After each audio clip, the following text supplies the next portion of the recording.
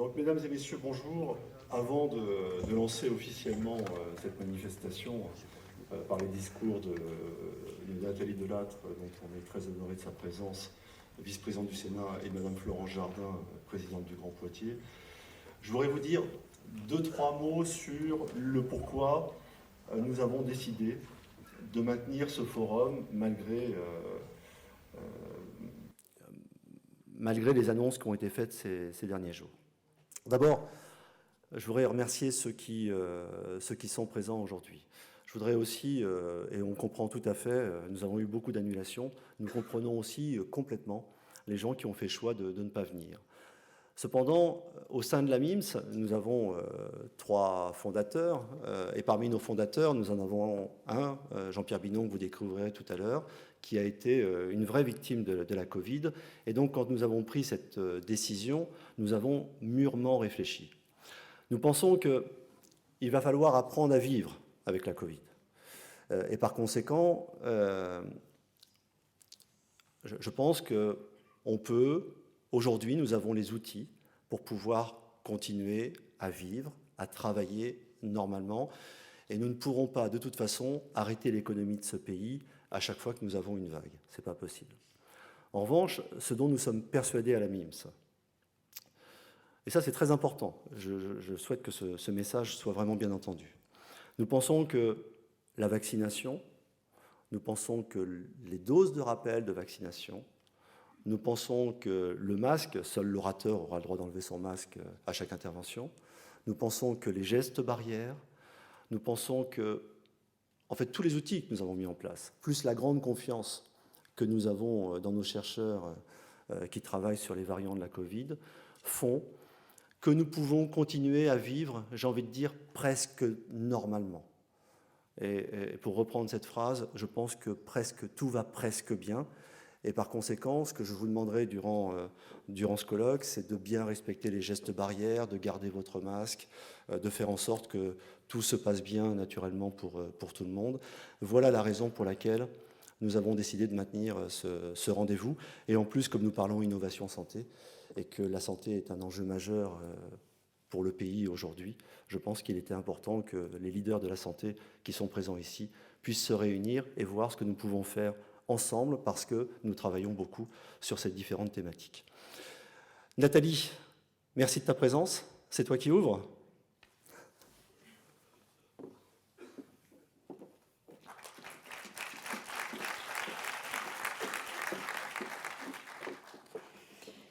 Merci, cher président.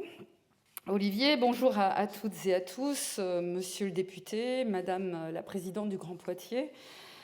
Je vais dire, chers toutes et tous, en vos grades et fonctions, parce que c'est une formule qui va me permettre de n'oublier personne et de vexer personne. Vous dire combien je suis ravie d'être ce matin parmi vous et d'avoir l'honneur de vous accueillir ici, dans ce lieu chargé d'histoire, mais surtout véritable symbole d'innovation, qu'est le Futuroscope. Ce parc, imaginé par René Monory, ancien président du Sénat, qui a été conçu dans les années 80 pour être l'observatoire du futur à l'aune du XXIe siècle, façonné comme un lever de soleil sur un monde en mutation. Dans ses fondations a été laissé comme de coutume un parchemin. Vous savez, ces messages d'espoir pour les générations futures. Dans la conduite du progrès, je tenais à vous rappeler aujourd'hui ce message. De cet édifice, la première pierre est posée le mardi 11 décembre 1984 par des hommes de bonne volonté. Alors que 457 millions de secondes les séparent de l'an 2000, ils sont anxieux des événements appelés à marquer d'ici la fin du siècle une Terre à l'ère de l'intelligence et des technologies, avec la perspective d'une transformation profonde des professions, de la société, de l'individu lui-même. Cependant, ils se montrent confiants autant que fascinés par l'aventure.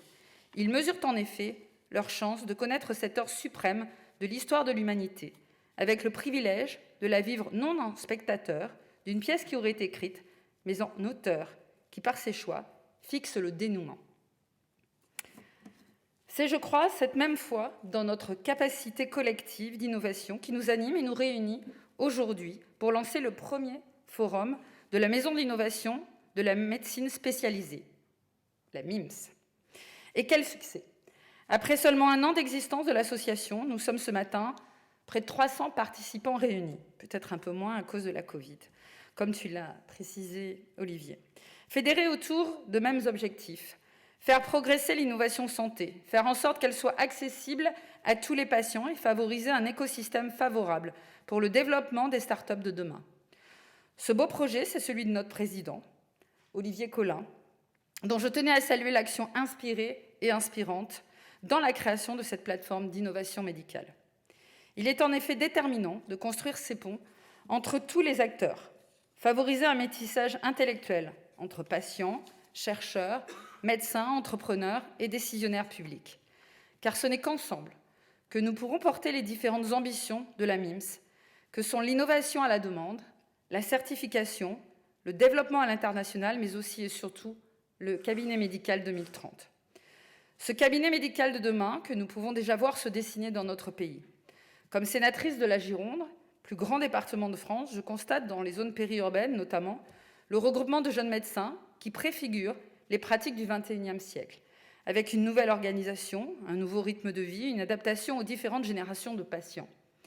Mais nous connaissons encore trop de problématiques de surpopulation médicale que nous observons dans certains quartiers de ville, tout comme celles auxquelles l'hyper-ruralité doit faire face de sous-population médicale, peinant à attirer des professionnels de santé.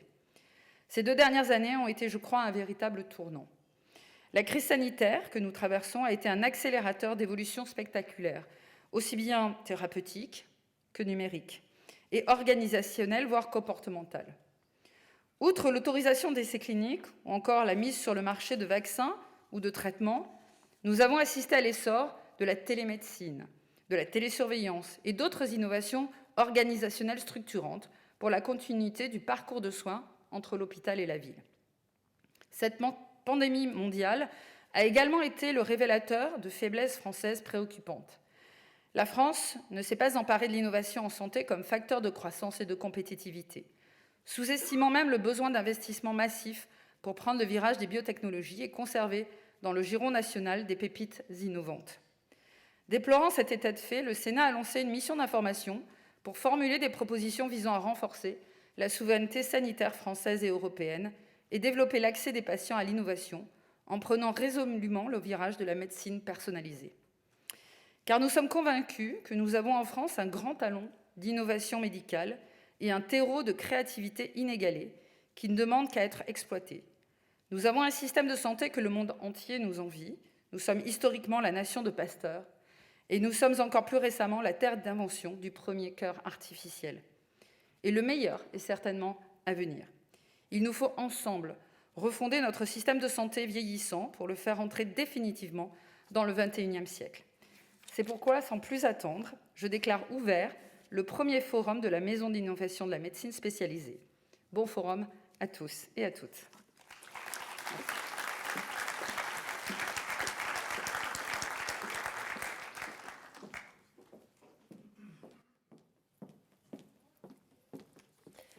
Bonjour à toutes et à tous. Donc, je suis Florence Jardin, présidente de Grand Poitiers, et franchement ravie de vous accueillir, Madame la vice-présidente du Sénat, Monsieur le Président, Mesdames, Messieurs. Merci d'avoir choisi Grand Poitiers pour ce premier forum qui, pour nous, est une mise à l'honneur et un peu une reconnaissance, on l'espère en tous les cas dans la durée, de ce que veut être notre territoire, à la fois un territoire d'accueil et un territoire d'innovation. Nous avons un triple enjeu sur la santé, assurer la présence de proximité, garantir la possibilité d'accès à la médecine d'urgence et à la médecine exceptionnelle, la médecine spécialisée, et enfin mettre au service des habitants toutes les avancées proposées par les acteurs de la filière. Grand Poitiers compte indéniablement les ingrédients d'un territoire dynamique et innovant sur une filière santé avec des équipements de haut niveau. Nous avons notamment sur le territoire de grandes entreprises reconnues pour leur expertise. Je pense à Bébronne, à Chasseneuil, centre d'excellence mondiale en dispositif médical, notamment sur le filtre de la veine cave. Eurofins-Cerep à Celles-lès-Vesco, spécialiste mondial du profilage pharmacologique de médicaments et du criblage à haut débit. Ou encore CGS à Saint-Benoît, laboratoire de bioanalyse et de services de recherche pour les essais cliniques. Nous avons aussi de nombreuses structures d'accompagnement de l'innovation médicale. Depuis sa création, notamment, la Technopole de Grand Poitiers a accompagné ou accompagne encore de très nombreuses start-up en santé qui inventent, qui créent des dispositifs médicaux, qui parlent de télémédecine, de thérapie innovante, qui forment des chirurgiens. Nous avons par exemple Hilaire Biotech Innovation, Seiko, Cimedis, Somno et bien d'autres encore, Technica Naturalis, WaveUp. Donc je ne sais pas si vous connaissez, mais peut-être ça sera l'occasion aussi sur ce forum de créer la rencontre et d'échanger sur toutes ces technologies et ces recherches. Nous avons également des institutions de poids, dont le CHU et l'université, qui sont les premiers employeurs de la collectivité avec 100 000 emplois et donc des lieux de recherche actifs, des laboratoires. Et la présence des collectivités aux côtés de tous ces acteurs est indispensable et vraiment Grand Poitiers s'engage auprès de tous avec à la fois de l'accompagnement sur les investissements et nous allons accompagner des créations immobilières au niveau du CHU et de l'université. Nous allons également accompagner des volets de formation et nous allons accompagner des volets de recherche parce que nous avons des grands défis pour l'avenir. Sur les exigences en matière de santé, on parle de pandémie, bien sûr.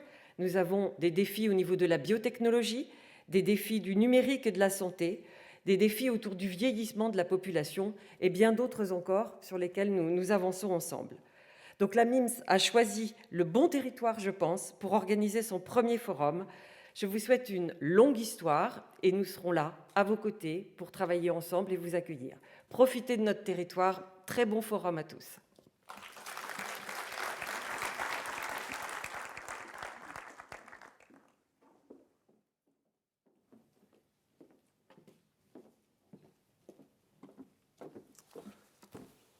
J'ai Gilles et ma chef de projet qui me font les gros yeux en me disant « Olivier, t'es déjà en retard ». Donc j'avais préparé un discours, pour tout vous dire. Et à chaque fois que j'ai un discours à faire, le matin, je répète, comme tout le monde. Sauf que là, cette fois-ci, mon chien, ce matin, a grignoté mes papiers. Donc je me suis dit que ce discours ne devait pas être si bon que ça. Et par conséquent, je vais vous faire un PowerPoint en vous expliquant les points majeurs de ce qu'est la MIMS. Parce que avant, bien évidemment, d'attaquer nos réunions, j'aimerais vous donner deux ou trois mots sur la MIMS. D'abord, une nouvelle importante. Puisqu'on parlait de calendrier tout à l'heure, Nathalie, tu parlais du 11 décembre. Dans 48 heures, la MIMS aura 1 an.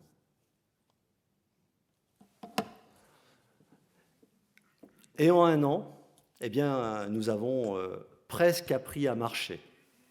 Mais si la MIMS a appris à se structurer, à se développer, à s'organiser et puis à mettre en place ses premières opérations, c'est parce que nous sommes très soutenus. Et je les remercierai à la fin de mon intervention, mais évidemment, le fait d'avoir cette Dream Team derrière nous, à savoir les entreprises qui sont mentionnées sur les jeans des parents, eh bien, cela, naturellement, ne peut que nous aider à réussir ce que nous entreprenons. Ce que je voulais vous dire aussi, c'est que la MIMS est d'abord partie d'un constat. Mais ce constat, soyons très clairs, la MIMS, même si elle a 1 an et qu'elle est née en pleine crise de la Covid, elle avait été imaginée, pensée auparavant, et ce n'est pas la Covid qui a lancé la MIMS. La Covid a été, et c'est pas à vous qui êtes des entrepreneurs de la santé que je vais l'apprendre, la Covid a été un formidable accélérateur de l'innovation. Si nous avons créé la MIMS, c'est parce que nous avons fait un constat. Et ce constat est le suivant. C'est de se dire que j'observe le domaine de la santé depuis maintenant une quinzaine d'années d'une manière très précise. Je pense que rarement nous avons eu autant de changements dans cette profession. L'intelligence artificielle, bien évidemment, je ne suis pas comme Laurent Alexandre, je ne crois pas que ça va être la fin de certaines spécialités médicales, bien au contraire. Je pense que les médecins vont devenir encore bien plus experts qu'ils le sont aujourd'hui. Le transhumanisme, que je mesure beaucoup à Houston, mais j'ai vu M. Roblot ici, l'ancien doyen de l'université de médecine et vice-doyen des universités de France, je crois, si je ne dis pas de bêtises. Et je sais qu'au CHU, on travaille aussi beaucoup sur le transhumanisme. J'entends naturellement par transhumanisme la vie augmentée sur le plan quantitatif comme qualitatif. Je pense aussi à tous ces nouveaux modes de consommation. Je dis volontairement consommation en termes de santé. C'est vrai que la consultation, la téléconsultation, les consultations à distance ont beaucoup changé notre rapport par rapport à la santé. Enfin, les nouveaux financements, les complémentaires santé prennent une part prépondérante dans le financement de la santé. Et puis, deux points qui sont essentiels, c'est naturellement la gestion des risques. Et la gestion des risques, elle est très importante. Ça veut dire que les datas prennent aussi de plus en plus de place. Je pense que dans très peu de temps, comme nous le voyons chez les anglo-saxons, nous aurons des consultations d'observance encore bien plus performantes que celles qui nous sont proposées aujourd'hui. Et puis, nous aurons aussi forcément des consultations de prévention et d'observance. Excusez-moi. Enfin, ce qui montre que le système évolue, c'est lorsqu'on voit de nouveaux acteurs de la santé ou de nouvelles entreprises investir le monde de la santé. Et s'imaginer que La Poste, je crois qu'il y a un des directeurs généraux d'Ocapost qui est présent ici, s'imaginer qu'il y a 15 ans, La Poste pouvait devenir un acteur incontournable dans le monde des startups et de la santé, c'était pas un pari gagné. Quand on regarde la saga Doctolib, même chose. Doctolib, c'est une entreprise qui, il y a 6 ans, était quasiment inconnue des Français. Aujourd'hui, elle a un taux de notoriété de à peu près de 100%. Et je lisais une enquête comme quoi c'était la 11e entreprise préférée des Français. Ce qui veut dire que tout ce petit monde investit, tous ces nouveaux acteurs arrivent. Et c'est parce que ces nouveaux acteurs arrivent aussi que ça stimule naturellement le monde de la santé. Et j'ai mis aussi bientôt Leclerc, parce que comme aux États-Unis, nous aurons des maisons de santé pluridisciplinaires. Il ne faut pas rêver, ça va arriver. Et le tout, c'est de se dire, on a un nouveau paradigme, alors comment on fait maintenant pour que tout ça fonctionne? Et nous pensons avec mes deux compères, puisque Nathalie, cette idée n'est pas seulement d'Olivier, elle est de Stéphane Landais, que vous allez découvrir tout à l'heure pour vous parler du cabinet médical 2030, et puis de Jean-Pierre Binon, qui lui est médecin cardiologue, Stéphane est médecin généraliste. C'est tous les trois que nous avons conçu ce projet.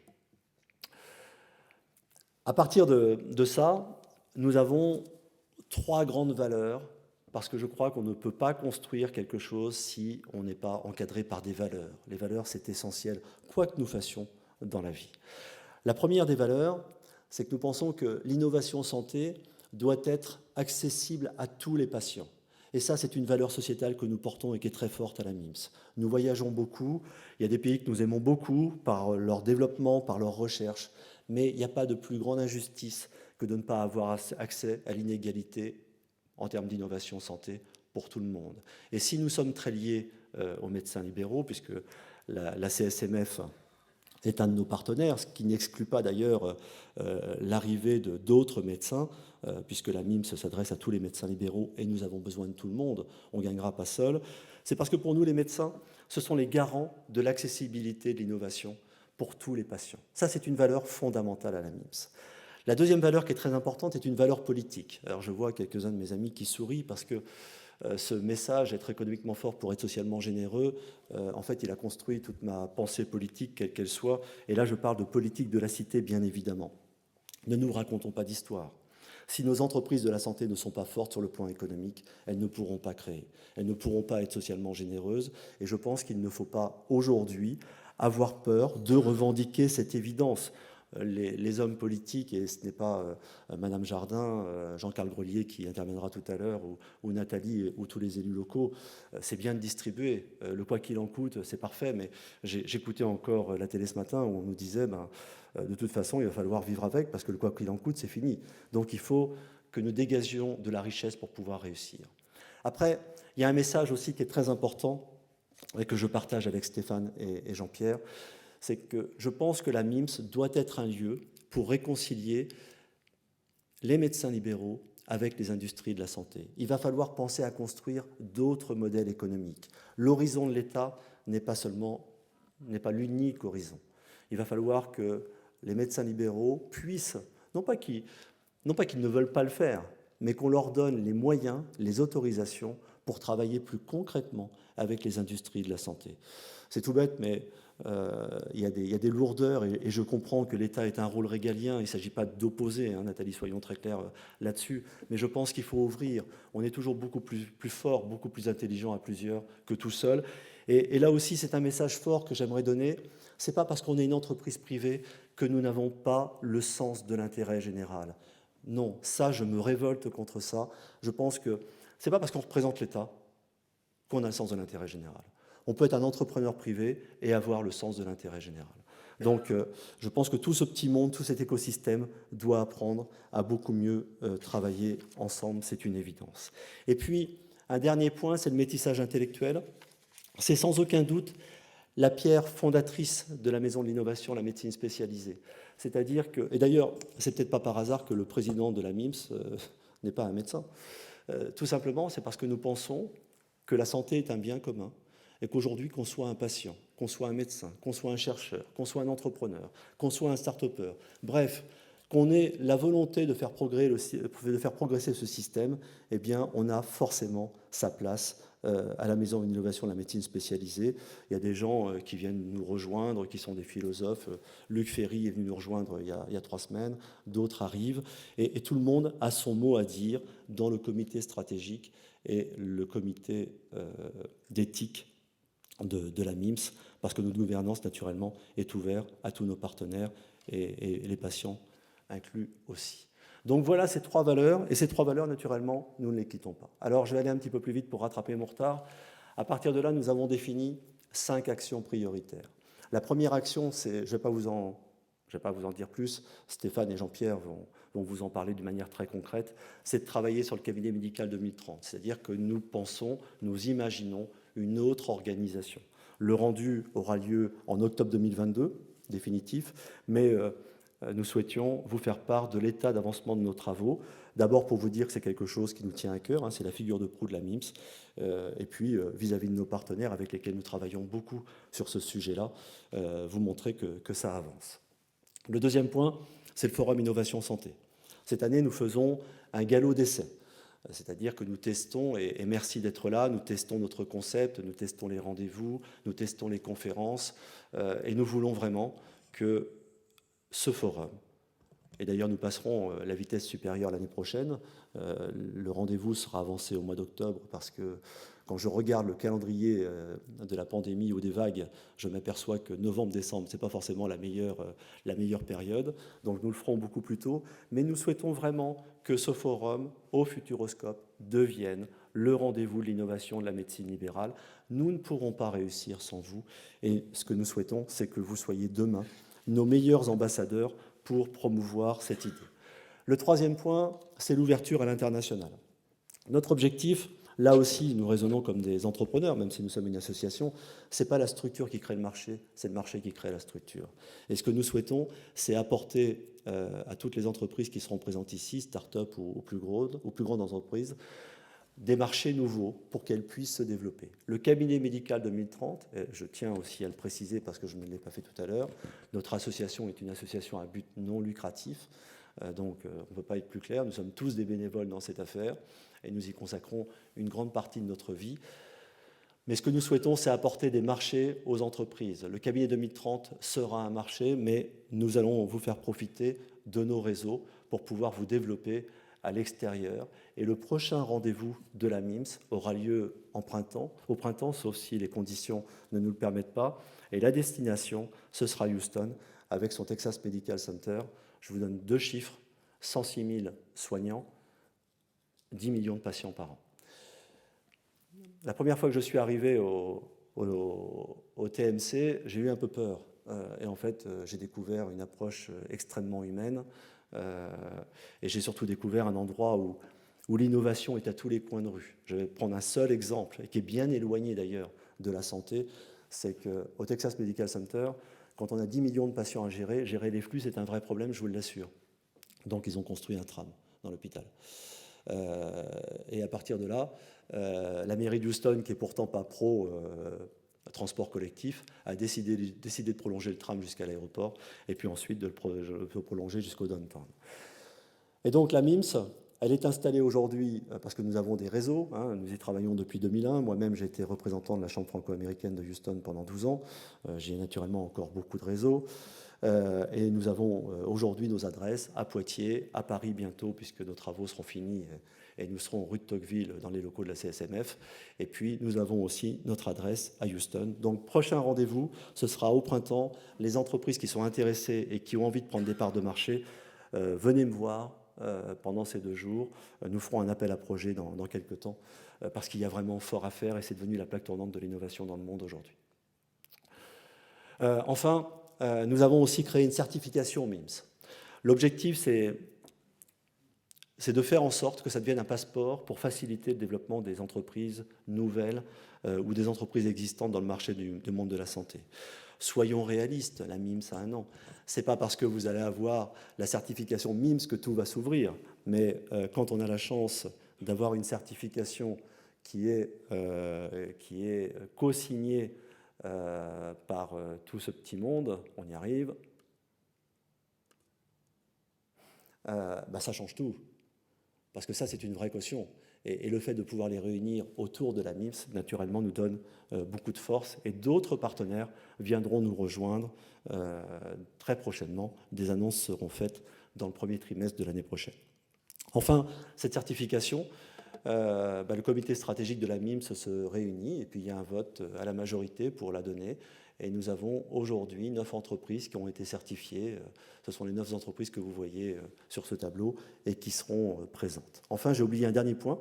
Nous travaillons sur l'innovation à la demande, c'est-à-dire que parfois il y a des trous dans la raquette en termes d'innovation et nous avons des demandes de médecins ou d'organisations qui souhaitent qu'on puisse apporter une réponse à une problématique qu'ils ont évoquée.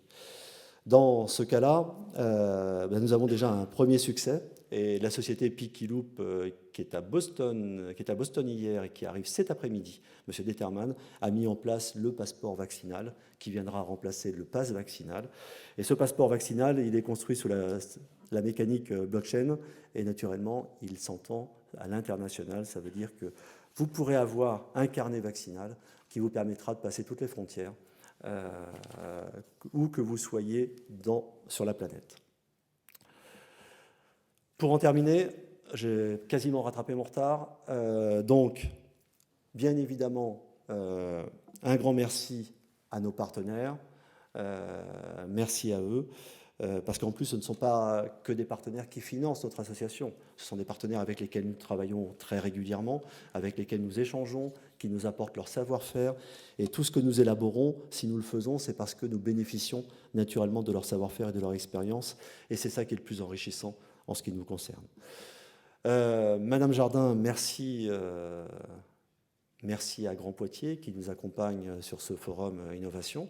Nous espérons naturellement qu'il soit toujours au Futuroscope. Vous savez que nous avons d'autres projets, ce qui a été évoqué dans la presse hier, mais ça ne dépend pas que de moi. Il faut que les élus locaux s'investissent dans ce projet-là. Nous aimerions effectivement mettre en place un incubateur de start-up, mais il y a beaucoup d'incubateurs de start-up aujourd'hui. Il ne s'agit pas d'en faire un pour en faire un. Il s'agit simplement qu'il épouse les objectifs de la MIMS, à savoir le cabinet médical 2030 et puis les parts de marché que nous pourrions prendre à l'international, en particulier à Houston. Et il faut savoir d'ailleurs que le département de la Vienne, et je salue le docteur Denis Brunet qui est présent ici, a été un des premiers à emmener les entreprises du département et il pourra témoigner auprès de vous sur la qualité du travail qui a été effectué, sur les entretiens qui ont été réalisés. Et je vous assure, nous avons d'excellents réseaux à l'hôpital de Houston. L'avenir pour la MIMS, c'est quoi ? Au-delà de tout ce que nous avons évoqué, nous avons naturellement d'autres idées, nous canalisons, nous nous entourons pour pouvoir atteindre tous nos objectifs. Il y aura un master avec la faculté de l'Université de Poitiers, qui sera présenté demain matin à 9h30, je crois, et qui vous parlera de cette formation, parce que l'expertise d'innovation, c'est essentiel, mais si on oublie la formation, il manque le 3e pilier. Et ça va être très important pour notre avenir. Et puis enfin, naturellement, nous allons faire aussi une plateforme pour faire la promotion de toutes les innovations santé.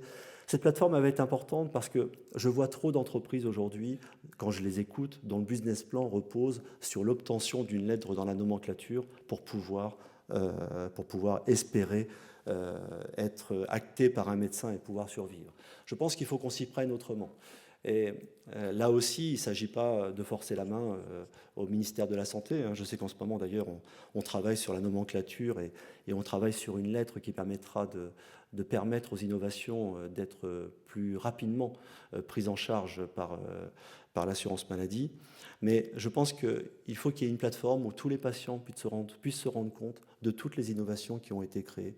Je pense qu'il faut qu'il y ait une plateforme où tous les médecins puissent se rendre compte de toutes les innovations qui ont été créées, parce que plus ce que vous réalisez sera connu, plus vous serez reconnu, et plus ça rentrera dans les mœurs, et plus l'État, fort logiquement, lorsqu'il y verra un intérêt majeur, fera en sorte que rapidement vos innovations puissent être prises en compte dans la vie médicale française. Voilà en quelques mots le positionnement de la MIMS, voilà où est-ce que nous en sommes. Donc ce que je vous propose, c'est de commencer tout de suite, parce qu'il faut qu'on soit les gardiens du temps. Gilles, je regarde ton œil noir, et tu as raison. Ça veut donc dire qu'il va vraiment falloir que nous respections les créneaux horaires. On a déjà 10 minutes de retard. Donc, nous allons faire une première conférence sur le cabinet médical 2030. À 11h, ceux qui ont des rendez-vous quitteront la salle, à 11h moins 3, et les autres resteront ici pour suivre le débat sur le cabinet médical 2030. Après, normalement, vous pouvez à la fois faire vos rendez-vous professionnels et assister aux différents débats. Je vous souhaite un excellent forum, et puis n'hésitez pas à venir me rencontrer durant ces 48 heures. Bien à vous.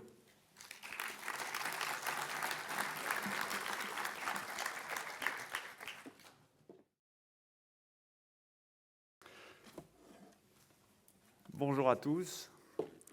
Bientôt un an d'existence et déjà nous pouvons vous présenter nos travaux sur le cabinet 2030. Olivier vous l'a dit, ce n'est qu'un point d'étape. Un cabinet virtuel sera visible dès octobre 2022 et plusieurs cabinets physiques, au moins 3 pour le moment, sont déjà en cours de réalisation. Nous aurions pu attendre pour vous proposer quelque chose d'un peu plus abouti, mais certains vous l'ont déjà dit, il y a urgence. Si le monde de la santé vit une révolution, la France traverse une crise grave et non encore résolue de l'accès aux soins qui se traduit par un grand nombre de patients sans médecin traitant, alors même que les praticiens sont débordés. Et il faudra attendre après 2030 les effets de l'augmentation du numerus clausus, associé à un goût peut-être retrouvé de l'exercice libéral, pour juguler la crise démographique médicale. D'ici là, il faut agir car être lanceur d'alerte, c'est bien, mais être porteur de projet, c'est beaucoup mieux.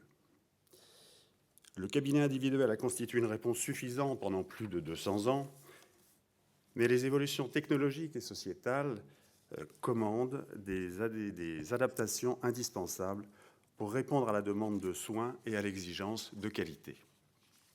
Alors comment vont-nous procéder ? Tout d'abord, il y a maintenant plus d'un an, nous sommes partis d'un constat à la fois simple et accablant avec Olivier et Jean-Pierre. Diminution de l'accès aux soins et perte de l'attractivité du métier ont cristallisé le mécontentement de tous. Nous avons pensé que ce monde de la santé, actuellement en ébullition, constituait une formidable opportunité pour mettre en place, grâce à des valeurs indispensables mais accessibles, une organisation permettant de répondre efficacement à la demande de chacun. Ce cabinet 2030, figure de proue de la MIMS, c'est l'innovation en action et il représente le symbole des applications devenues accessibles aux patients. Et le médecin, replacé au cœur du dispositif de l'innovation, en sera le meilleur transmetteur. Pour le construire, nous sommes partis du territoire afin de fabriquer une structure répondant aux besoins de façon pertinente, aux besoins spécifiques d'un bassin de vie bien précis. Peut-on appliquer ce modèle-là à tous ? Nous ne le croyons pas. Il y aura donc non pas le cabinet 2030, mais un cabinet 2030 original et unique là où il prendra naissance. Comme vous le voyez, nous préférons le sur-mesure au prêt-à-porter. Ces cabinets obéiront à des valeurs ayant fédéré les partenaires de la MIMS que nous avons rencontrés chacun au cours de réunions bilatérales. D'abord, soigner plus, soigner mieux en préservant la qualité de vie des médecins. Ce nouveau cabinet va intégrer toutes les innovations technologiques et organisationnelles. Le constat concernant l'investissement dans les cabinets des praticiens est sans appel. Les études montrent qu'il n'atteint que trop rarement 1% du BNC en France, pendant qu'aux États-Unis, il frise les 10%. Et ce 1% est global, c'est-à-dire qu'il inclut les spécialités à fort investissement, comme les radiologues et les biologistes. Et double peine, en plus de ce faible investissement, s'ajoute la non-vente de l'activité à la fin de l'exercice, la non-transmission par défaut de valeur. Il faut accuser personne. Cette situation elle est parfaitement compréhensible. Les carnets de rendez-vous sont pleins et incitent peu au changement de modèle, sauf à vouloir vivre son métier autrement, ce qui est le cas des jeunes générations. Le cabinet 2030 doit donc permettre de répondre à la demande d'accès aux soins, donc de soigner plus, permettre de prendre en charge les patients en intégrant toutes les innovations, donc soigner mieux, tout en travaillant avec une meilleure qualité de vie, étant bien entendu que l'époque du 7h-23h, 6 jours sur 7, c'est révolu. La deuxième valeur nous est chère, privilégier l'écoute et le colloque singulier. En effet, c'est un but dont aucun progrès, aucune avancée technologique ne nous dispensera. Certains prétendent que le colloque singulier a disparu depuis l'avènement du numérique et de l'Internet. Nous n'en croyons absolument rien. Notre quotidien avec les patients le démontre sans peine. Un corollaire indispensable à cette valeur, il faut passer du médecin de famille au cabinet de famille, car 3 éléments imposent ce changement radical. Le premier, c'est la nature de la demande de soins qui se transforme du fait, entre autres, du vieillissement de la population et de l'explosion des maladies chroniques.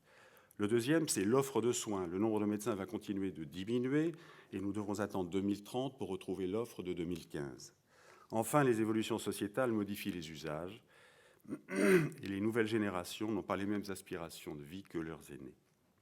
Dans ce contexte nouveau, le cabinet 2030 doit penser sa mutation. Dans la réponse aux besoins du territoire dans lequel il se situe, mutation que seul un groupe de professionnels de santé pourra assumer, en faisant bénéficier les patients des innovations dont vous parleront nos partenaires tout à l'heure. Ensuite, satisfaire les tutelles, les patients, les élus et les médecins. Cela exige la pratique d'un audit territorial pour cerner les besoins, les acteurs, les moyens disponibles et les attentes de chacun. Dernière valeur dans ce chapeau, l'avis en amont et en aval du médecin fait partie intégrante du cabinet médical 2030. Vous savez que le principe du bien-être du praticien est contenu dans le processus de recertification, ce qui signifie que l'exercice professionnel du médecin ne doit pas être parasité par les aléas de la vie quotidienne. C'est pourquoi un accompagnement personnalisé sera proposé pour gérer tout ce qui est en dehors de l'activité médicale. Nous aurons l'occasion d'y revenir. Ce cabinet d'un nouveau genre doit être un creuset d'innovation technologique et organisationnelle. Cette transformation en profondeur doit bénéficier de modes d'organisation innovants et de l'aide de nouvelles technologies afin que les praticiens se concentrent sur leur expertise et puissent être libérés de toutes les tâches annexes. Pour que cela fonctionne, il faudra privilégier la délégation de tâches plutôt sous forme de salariat et la culture de l'acte plutôt que celle du forfait. Et nous assumons ces choix. Secrétaires, infirmières de pratique avancée, infirmiers spécialisés, assistants médicaux contribueront à une organisation du soin rénovée. Dans un tel contexte, il faudra imaginer d'autres sources de financement.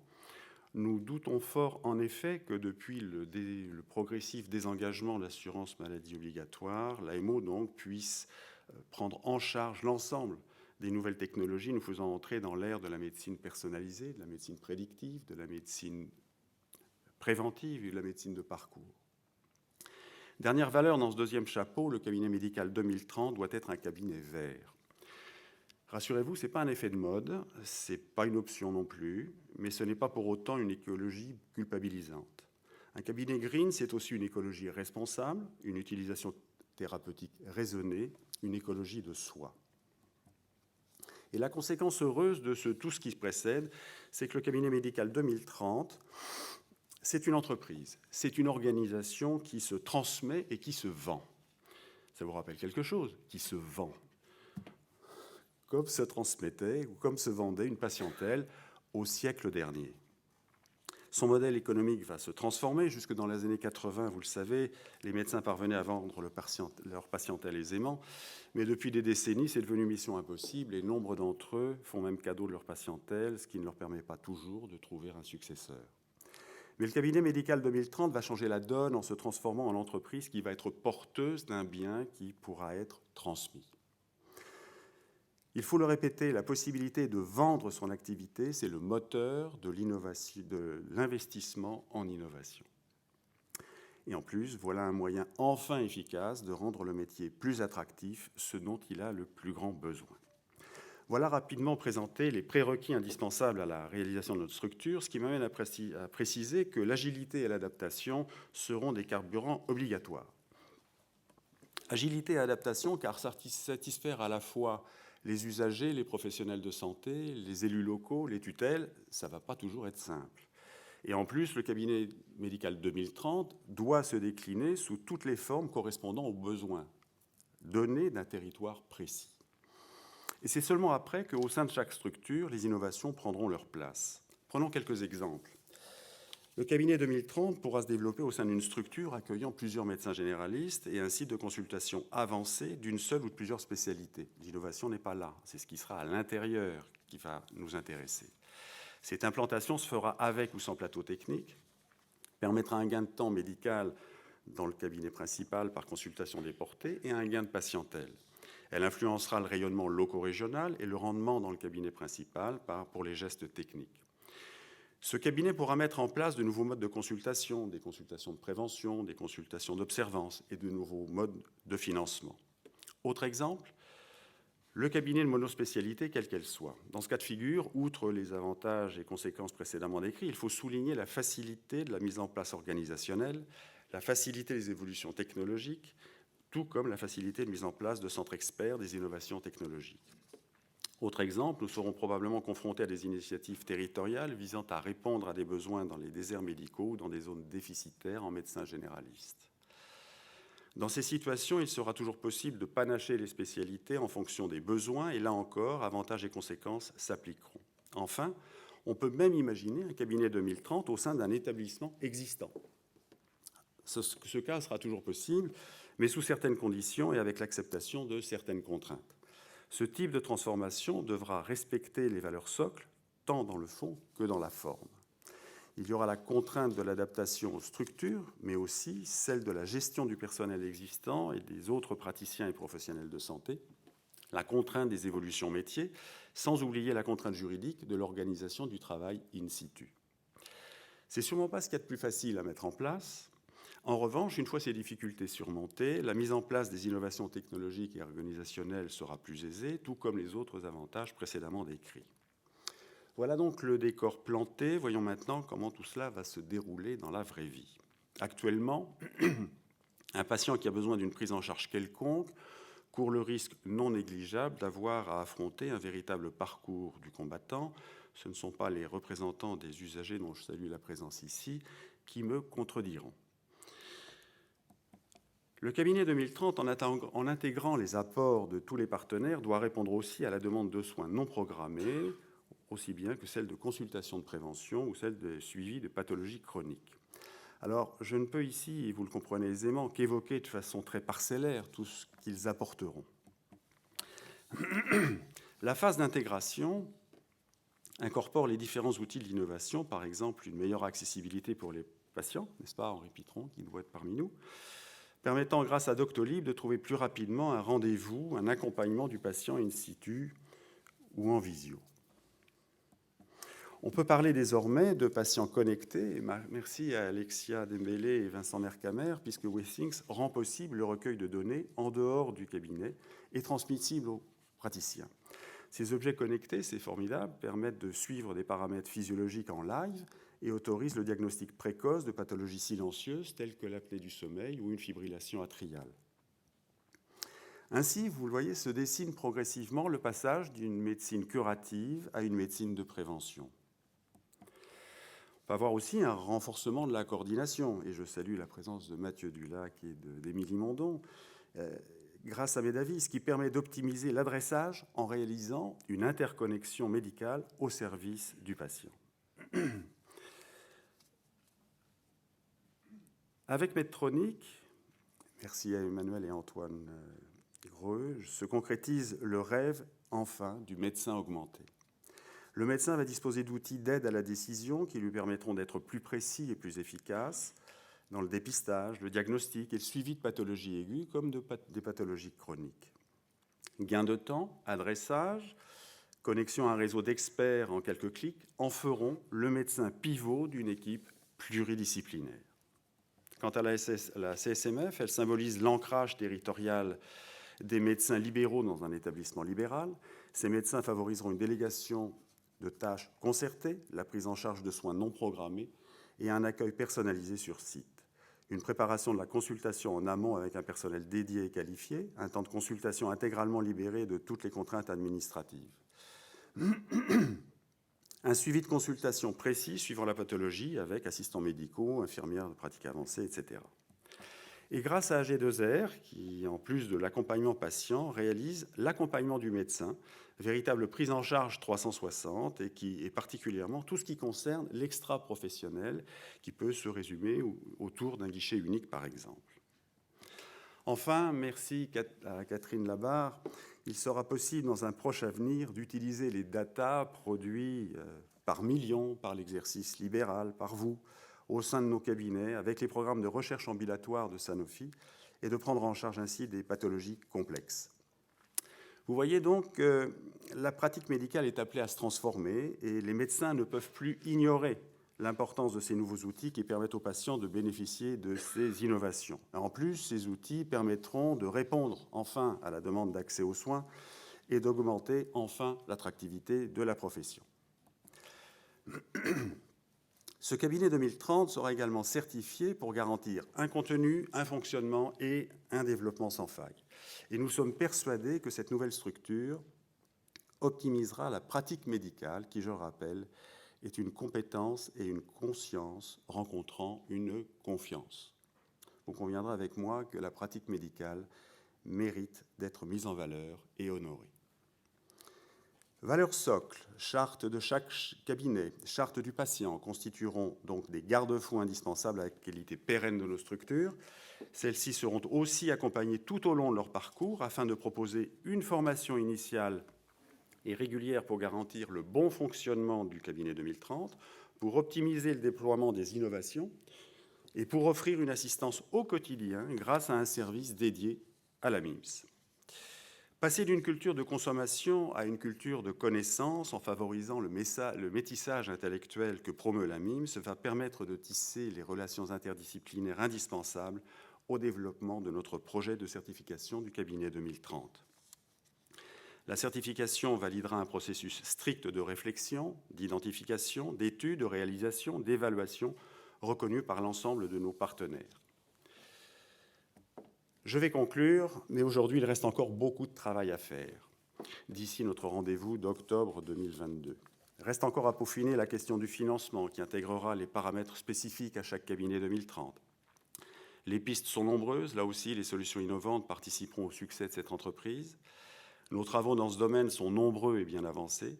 D'ici notre prochain et dernier point d'étape, après notre voyage à Houston fin avril, tous les éléments du cabinet 2030 passeront au banc d'essai des patients. Et ce cabinet 2030, rapidement esquissé, est porté par tous nos partenaires qui nous ont rejoints avec enthousiasme autour de valeurs fortes pour répondre autrement à des vraies questions demeurées encore sans solution. On va les rappeler brièvement pour conclure. Répondre à la demande d'accès aux soins, augmenter l'attractivité du métier, ne pas rater les évolutions ou la révolution du monde de la santé, faire en sorte que les patients, tous les patients, puissent bénéficier des avancées technologiques et organisationnelles. Ce cabinet 2030, c'est un creuset d'innovation. Il permettra aux médecins de travailler plus, de travailler mieux, tout en conservant une bonne qualité de vie. Et enfin, le cabinet médical 2030 est une entreprise qui va être porteuse d'un bien qui pourra être transmis. Ainsi, à la MIMS, vous l'aurez compris, il n'y a pas de place pour le conformisme ou l'entre-soi des corporatismes, mais au contraire, place au métissage culturel et au métissage des métiers. En d'autres termes, le cabinet 2030, c'est aborder la médecine libérale autrement, et le cabinet médical 2030 réconcilie la médecine libérale avec les industries de la santé. Je vous remercie.